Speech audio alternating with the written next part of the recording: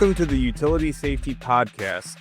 I'm your host, Nick Leonardi, and I have with me Pam Tompkins, and she's written an article in the most recent issue of IP, which we'll link in the podcast description, called Safety by Design, Safety Management System Planning. Pam, welcome to the podcast. Well, thank you, Nick. I'm very excited to be here today. Yeah, we're looking forward, as this is the third installment of your series here in IP, and we're going to have a couple more coming soon. I know we're playing a little catch up here, but I think this is an important article. Pam goes through in this article, to give you a little background for folks that haven't read it. It's a comprehensive guide for organizations looking to move beyond reactive safety approach. The article is a 6-part series in which we're in part 3 and focus on the critical role of planning in creating an effective safety management system, or SMS. Pam argues that a proactive, systemic approach is essential for identifying and mitigating workplace hazards. She emphasizes the importance of gap analysis to understand the current state of safety, using a systems thinking approach to risk management, and setting clear, measurable objectives. The article also highlights the use of leading indicators and key performance indicators, or KPIs, to track progress and ensure continuous improvement, all within the framework of ANSI ASSP Z10-2019 standard. So, Pam, with that, for folks that have not read this article or the series yet, what are some kind of key concepts, that you really want to drive home with folks? Yes, thank you for asking. I want to start out with, since the title of this article is Safety Management System Planning, I want to start out by talking a little bit about that.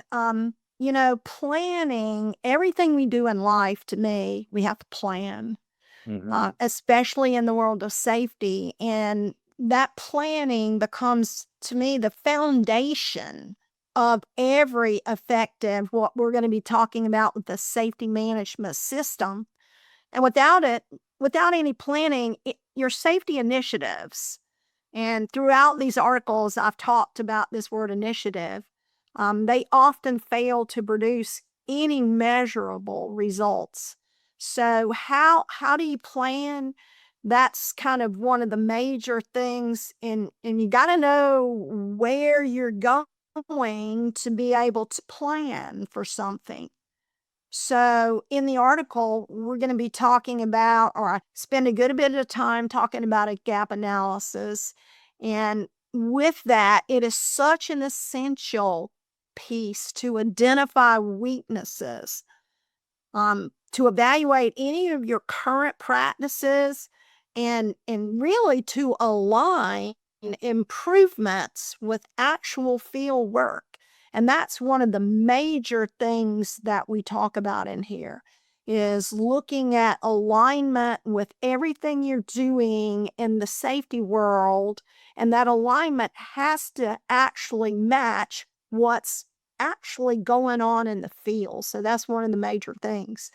Also, in the article, I talk about leading indicators. And those leading indicators that really, without them, we don't really have an accurate picture of what's happening, what the safety performance looks like. And a lot of times people look at something called lagging indicators, which we talk about in this particular article, and trying to utilize just lagging indicators, and the importance that they cannot give us a true picture of what our safety process, or our safety program, or our safety culture, whatever you want to call it, looks like.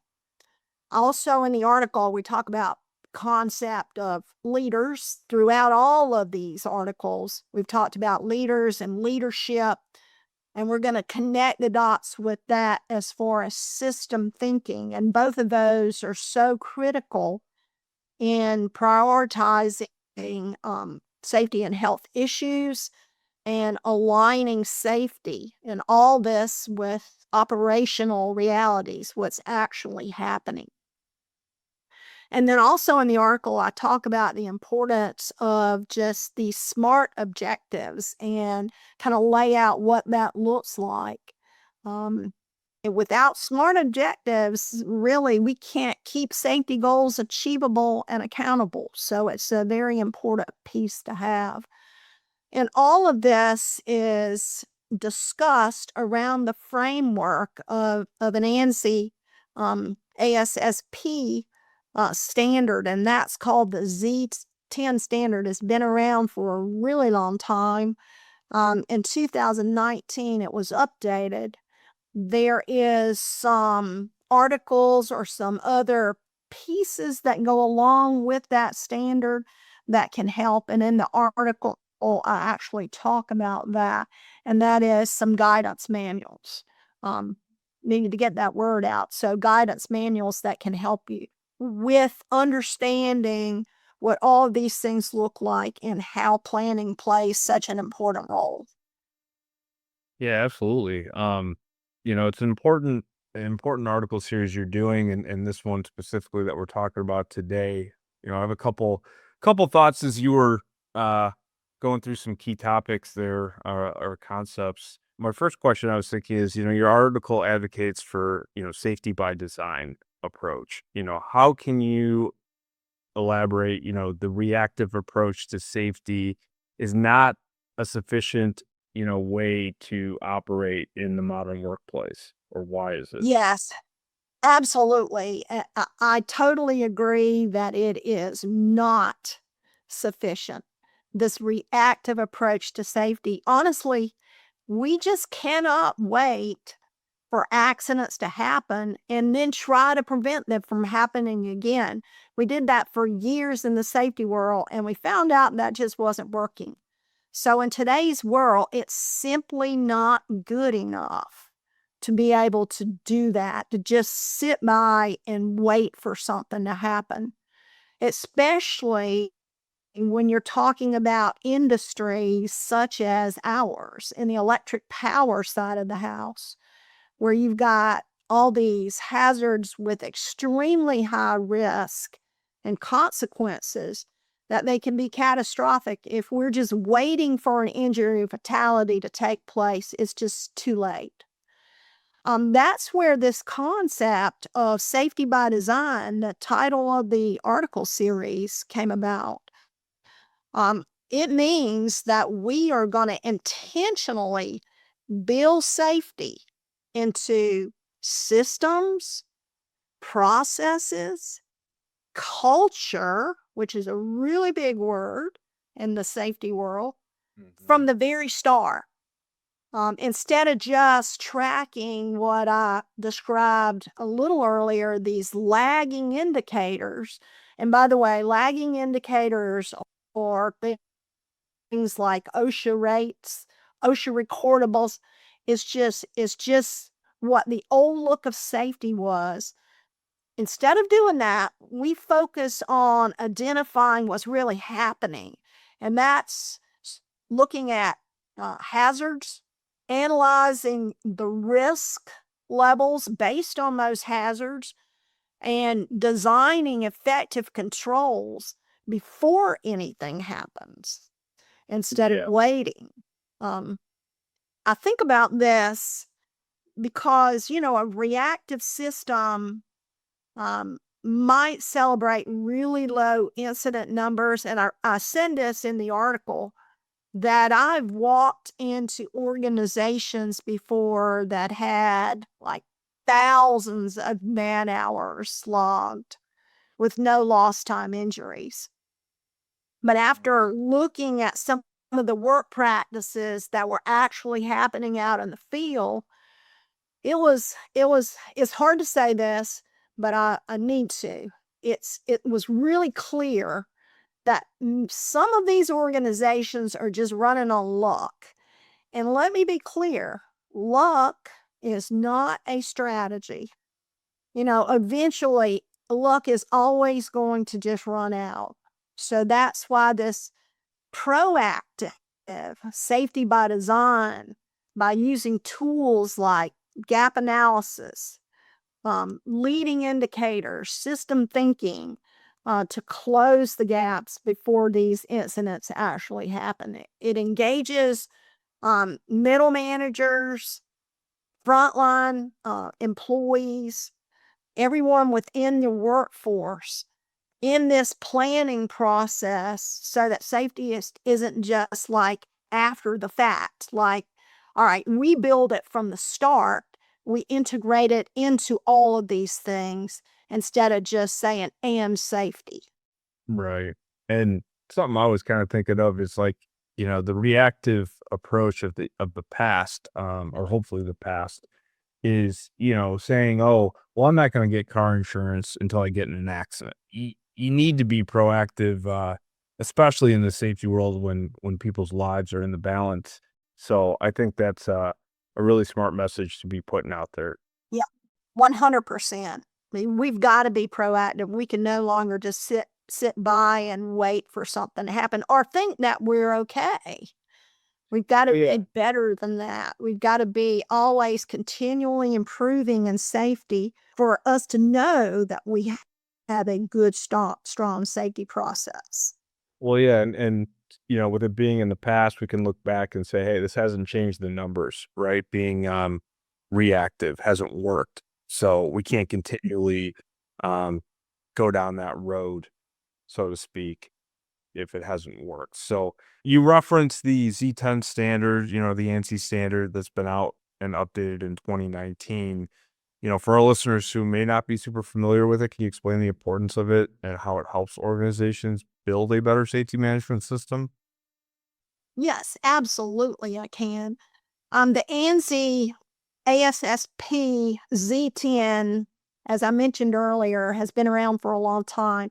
I consider it a cornerstone standard for safety and health in the United States. Now, another one that I do want to mention, it's not in the article, but it's an ISO standard.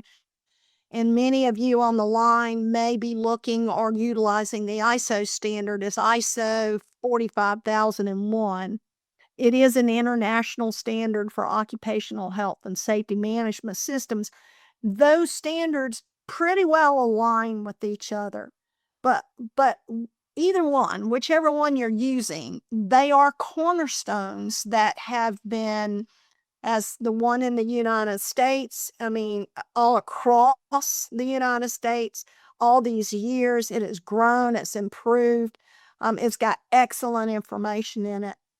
It helps us to not just focus on compliance, but to think about or push our organizations to think toward more of a continuous improvement model.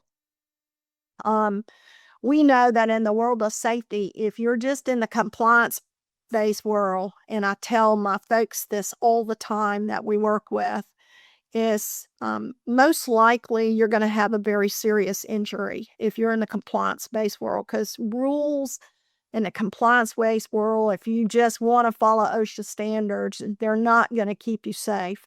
You've got to have this mindset of continuous improvement.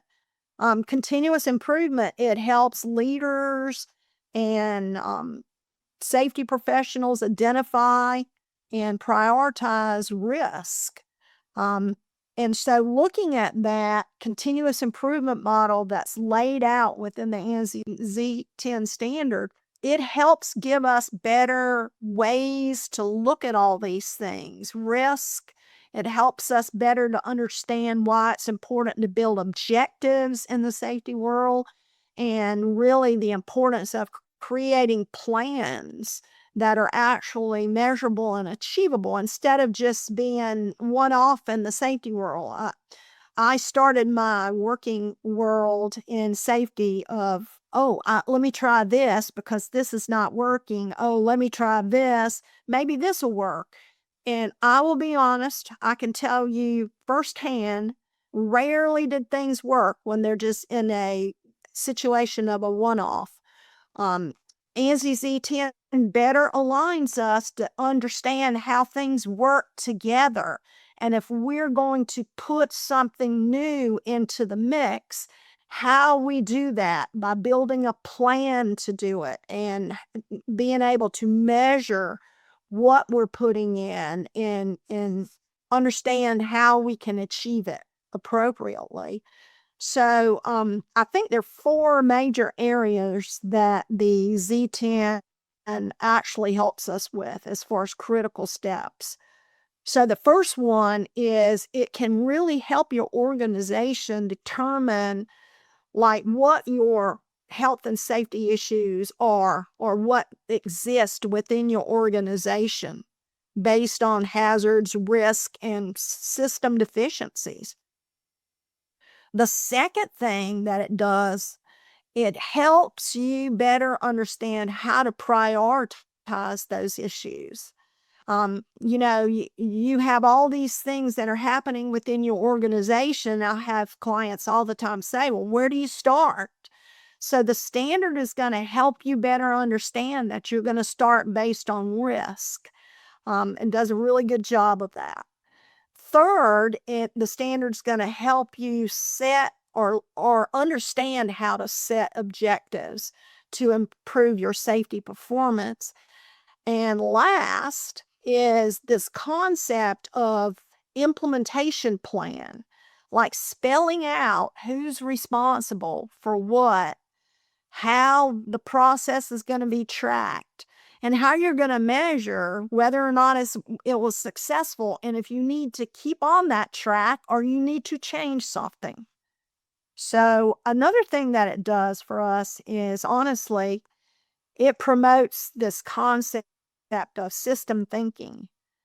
Instead of looking at safety as just a different part, it looks at safety as something that intersects with all of other operations. And I think the strength of Z10 is that it does promote system thinking. It gets us better understanding what that is, and it gives us a very practical roadmap to all of these things, all four of these areas. Yeah, and I think it's setting it's not the end all be all, but it's a starting point and helps set some framework as you've discussed. Something, also I was thinking about was the concept of system thinking. It's a reoccurring theme throughout the article. And organizations, how can they practically apply that approach to better identify, and manage these complex safety risks? Yeah, that's a really important point that these articles, are really trying to get to. System thinking is all about looking at the bigger picture and recognizing that safety does not just exist in isolation, but that it's influenced by people, by processes within your organization, and by equipment, and that they all interact together. In the old way of safety, we didn't take into effect that. A lot of times we just stop and we would ask things like, who made a mistake? And we would point to the person like, hey, they made a mistake. In the world of system thinking, we look at it this way, like, who made a mistake? We don't point the finger at the person, but what we do is we look at, all right, so if a worker bypassed a procedure, instead of blaming that individual, we want to look deeper into the process, like, was the procedure practical? Did the middle managers understand how to actually perform the work in the field that they were designing for the people to go out and actually do? Did this individual have the resources and tools to be able to do their job safely? It's so many things that support the worker to be able to work safely. And many times, in my experience, we find so many flawed areas that does not support the worker. So the system thinking process gets us thinking about, did we have this in place that could support the worker effectively to do work? That's a very important piece of this. Yeah. Yeah. And I think folks will hopefully get that as they travel through this, 6-part series, Safety by Design, and through these podcasts as we follow them, in a different context. The next thing I was kind of thinking about was, you make some great points about the difference between leading and lagging indicators. You provide some examples, or at least a example of an effective, leading indicator for organizations that they can use to monitor and improve their safety performance.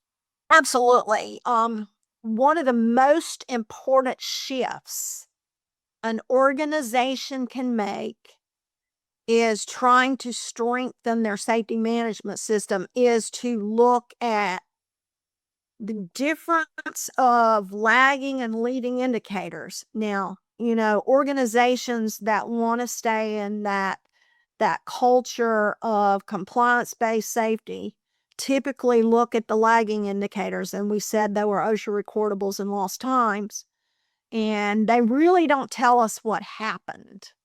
They only tell us something happened. So the leading indicators are, on the other hand, going to give us a way to measure the things that prevent these things from happening, or these incidents from happening in the first place. So some effective examples for leading indicators. The first one I start with is safety observations. Now, that one is tough because I go to a lot of organizations where folks have all these observation programs and they have all these people doing observations. At the end of the day, a safety observation can't just be measured on whether someone completed one. And a lot of times I see organizations doing that. That is not going to be an effective leading indicator. It has got to be measured on meaningful conversations that are actually happening in the field. So the observer actually has to have those meaningful conversations with the folks, and also observe the meaningful conversations that are happening within that observation, and observe how that work is being performed out in the field versus the way that it was planned. And a lot of times safety rules are, this is the way work is planned, so we're going to put a rule in. So these observations have to be able to understand whether there are mismatches out in the field, whether the rules actually work, whether people are following them successfully for the work that's actually happening in the field. The second thing is just employees being able to participate. Now, I'll just tell you, one of the major things for a lagging indicator that can determine what your culture looks like in your organization is whether or not you ever get near miss reporting. Near miss reporting is a very important indicator. A high participation is a positive sign that employees feel engaged in the safety process. So that is a wonderful leading indicator that can add a lot to your organization, just trying to measure that. But of course, along with these near miss, near hit reports, there's a lot of things that have to go along with that for you to actually continually improve that process.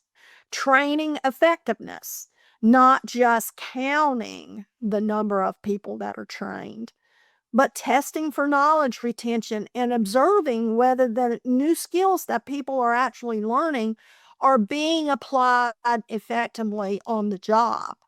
Another one that's a pretty good one is corrective action completion times. Now, I don't mean, when I say corrective action, I don't mean laying off people without pay. I mean, we've determined that something needs to be changed, and it's not working in the safety system correctly. and we're going to change it. We need to track how quickly we identified it, and how quickly we are closing that gap after we identified it. The faster those issues are closed, the stronger the system becomes. You know, a lot of times I go into organizations and folks say, yeah, we've been telling people about this for a long time, but nothing's ever gotten done. So that's a great leading indicator if you've got a reporting process and you're actually doing something in that reporting process. Preventive maintenance scheduled, monitoring whether your critical equipment inspections and maintenance are actually happening on time. What a great way to have a leading indicator. Absolutely. So those are some of the ones, and I'll just say, you know, leading indicators give you such a proactive lens. They help you design safety into your daily operations rather than just relying on those lagging indicators that just going to tell you how lucky you are or unlucky you've been in the past. Right, right. And you're looking for, with these indicators, these leading indicators, you're looking for clues, right? That it's working, that they are not reactive, they're proactive. And I think you helped people identify some areas they can maybe take back and look at their organization to see, are they or reactive or proactive, it may not be something they necessarily stop and think about in the day to day, but it's something we should probably be thinking about as you kind of outline in this article. So thank you for that. In our experience, what are the most, so for folks that don't know Pam, she goes out across the country with Matt Edmonds and Set Solutions, and they do a lot of different training and consulting work for utilities across the country. What are common gaps or weaknesses you find when organizations, when you conduct a safety gap analysis for these places?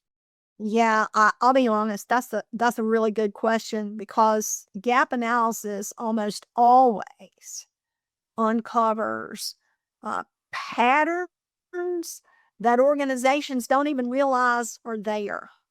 One of the most important, or one of the most common weaknesses, rather, that I see is a disconnect between how work is planned on paper and how it's actually performed in the field. Procedures might look great in a manual, just like I mentioned earlier. Safety rules, they might look great in a manual.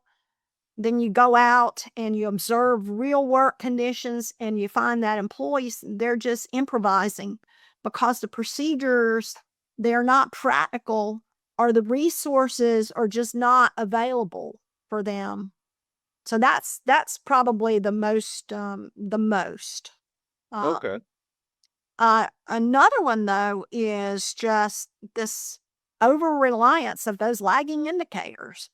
So in the gap analysis, once again, you've got an organization that wants gap analysis and they've not had anything happen in a long time. And then you come back with a report that's pretty massive of all the things where gaps have been discovered.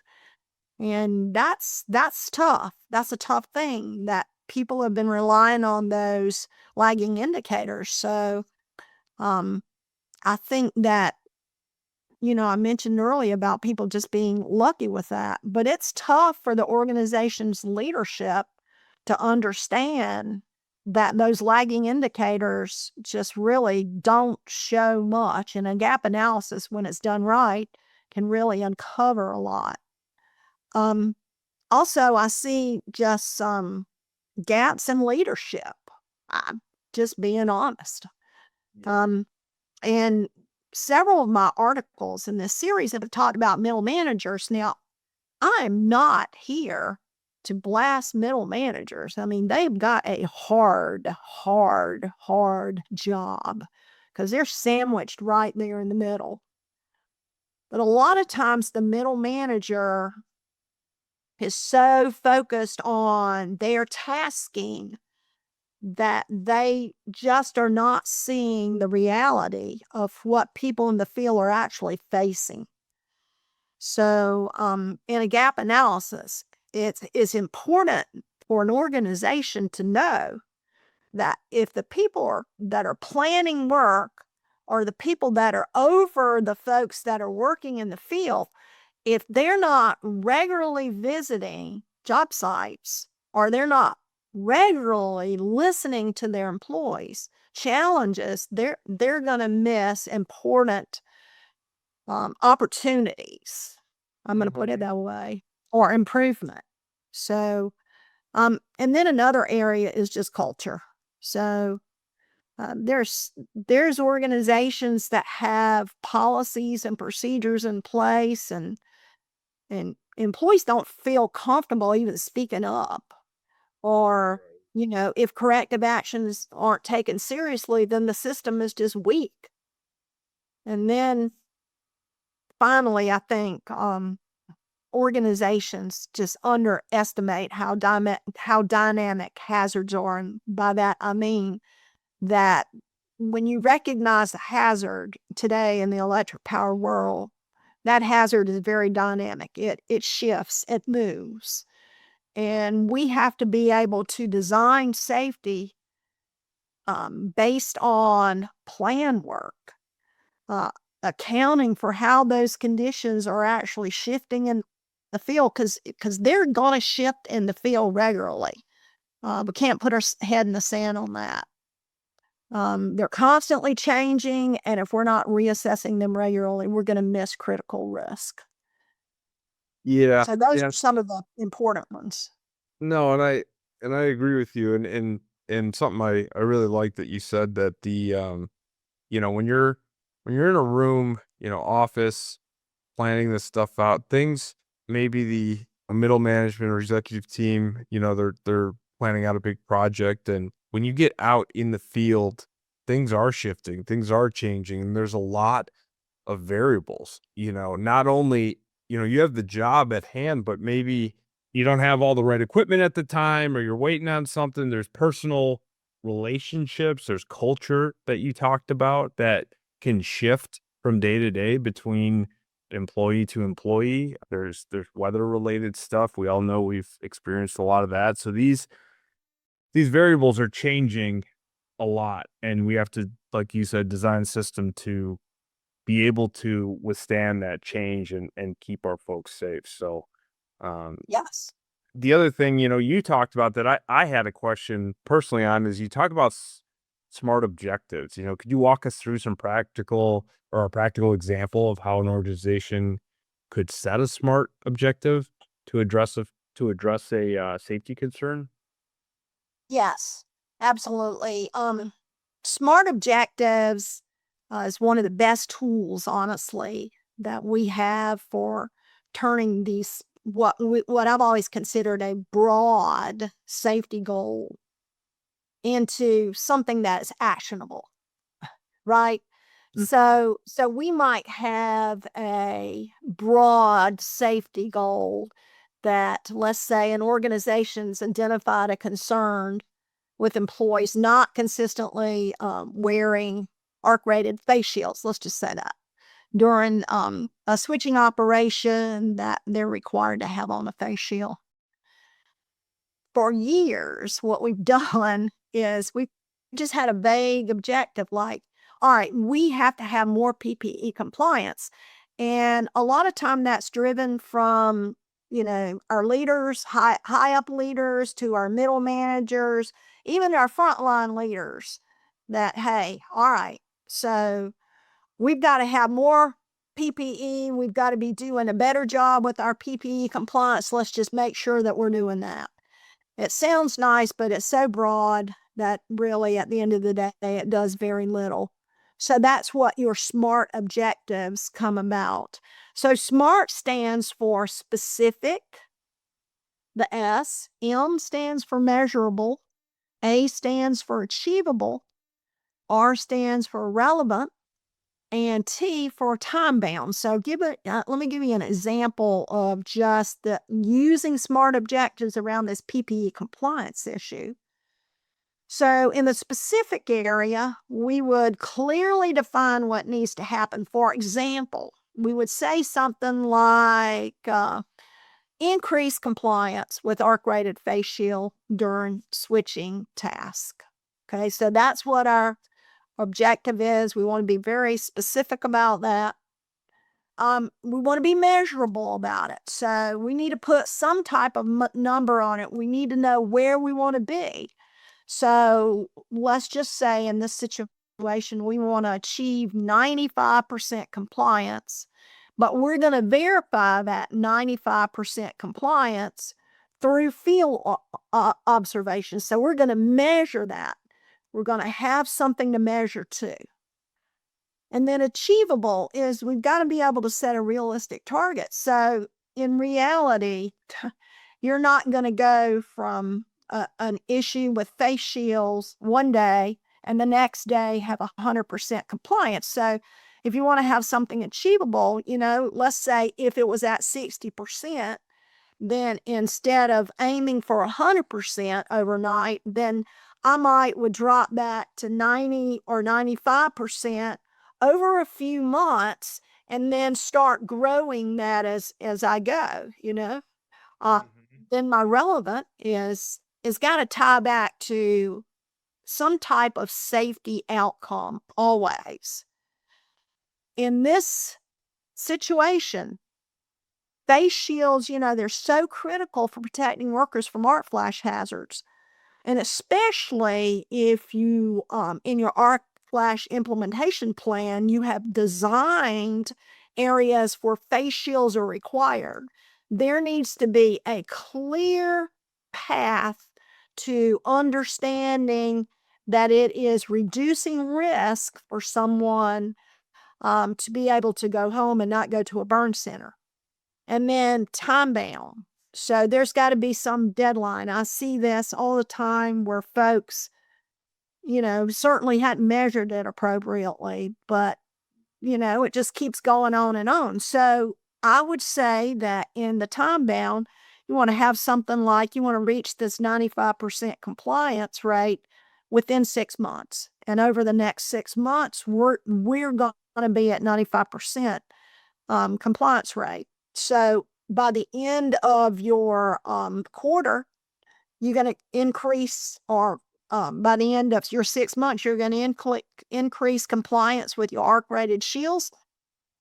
And you're going to measure that through monthly field audits. So that's what your SMART objective would look like. I think that's a really easy one to look at, but all of this is very important. That it's all the SMART objectives to me is just planning, the importance of that plan. And then for the SMART objectives, you're also going to have to plan how you're going to do that. So like you might have steps that are going to require refresher training. You might have to engage your supervisors out in the field. You're going to have to track compliance. And that's going to be during a lot of different meetings that you may have. Instead of just saying, I want to improve PPE use, you've just got to have this clear, measurable, and time-bound roadmap for achieving it. Yeah. No, that makes sense. To wrap this up, I think I got one final question for you that I think is important before we close out this podcast. For organizations that are kind of just beginning their journey from reactive to proactive safety model, what are the most critical first steps you would recommend that they take? Yeah, because honestly, the best designed safety management system will fall flat if employees are not engaged in it. So I think the very, very, very first step is listening, and that's a hard step. Yeah. But organizations really have to build channels where employees can share concerns, ideas, even talk day to day, think about this, and not be set in a situation where they have fear of blame. Going to a lot of organizations and that is happening.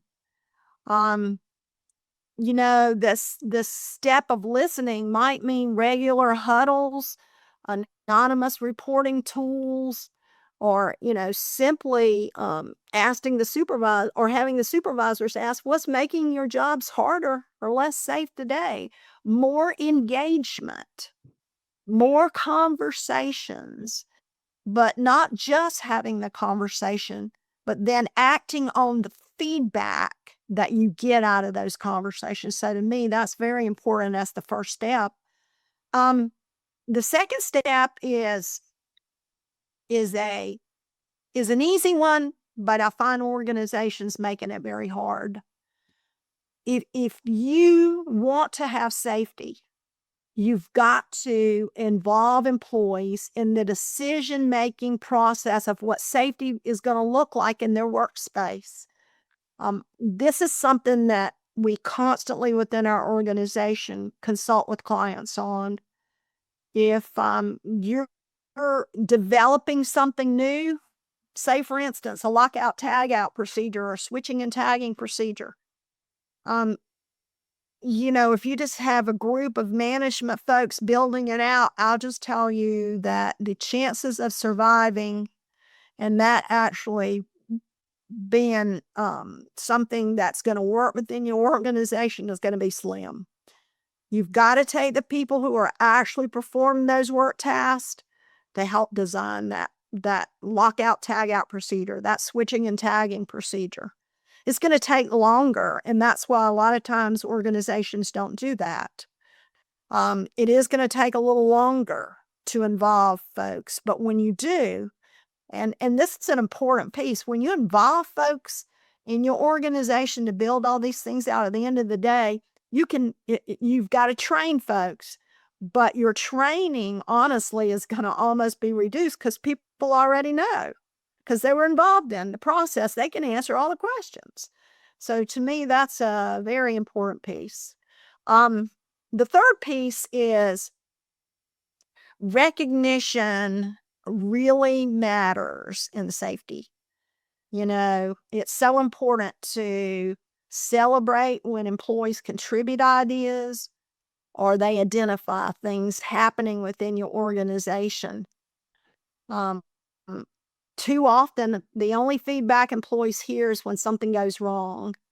So setting the focus to recognition helps reinforce the message that honestly, they are valued within your organization. The leadership is really going to play a big role here. So when your leaders, starting at your senior leader, your executives, down to your field frontline leaders, consistently show up. Consistently, I like the word consistently. They ask questions and model behaviors on what they expect, what it's supposed to look like. Then you'll just find out that safety is not just a check off on a job briefing form or check that, hey, yes, we did this, and this. So it's going to be an important piece. And then finally, just kind of closing the loop on all this.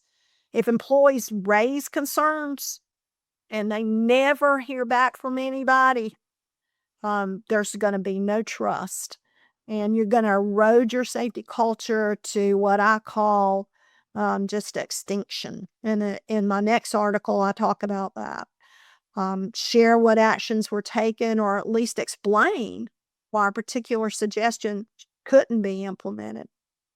So when you combine all those elements together, you can really create a culture where employees feel safe.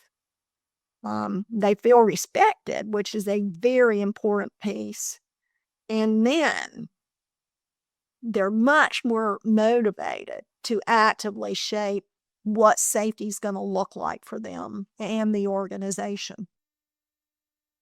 Yeah. And you give, when people feel like they have a hand in creating that culture, they're more engaged, which I heard you say, which is a key kind of thing I clued in on. And I think that helps create buy-in. And so I appreciate you going through this article with us. The next one we have, and again, we're catching up here.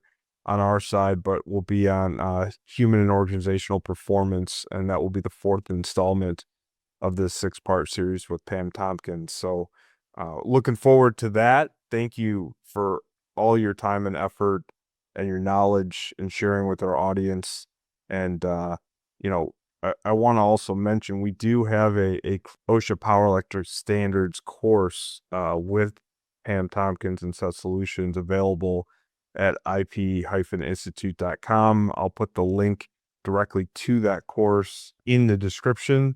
And it's a very comprehensive course and one of the best. So if you haven't taken that course, please check that out. And Pam, I'll leave it with you with any final words. Thank you. Yes, and I thank you so much for the opportunity to actually talk about this important topic of safety by design, because without designing safety, our organizations will just continue to not be as strong as they need to be in the safety world. So thank you, Nick, as always. It has been such a pleasure. It's always a pleasure to talk to you, Pam. And thank you so much. And we look forward to seeing, I believe Matt will be doing a couple different sessions with David and Doug at the IP Utility Safety Conference in Glendale. Yes, he certainly will be.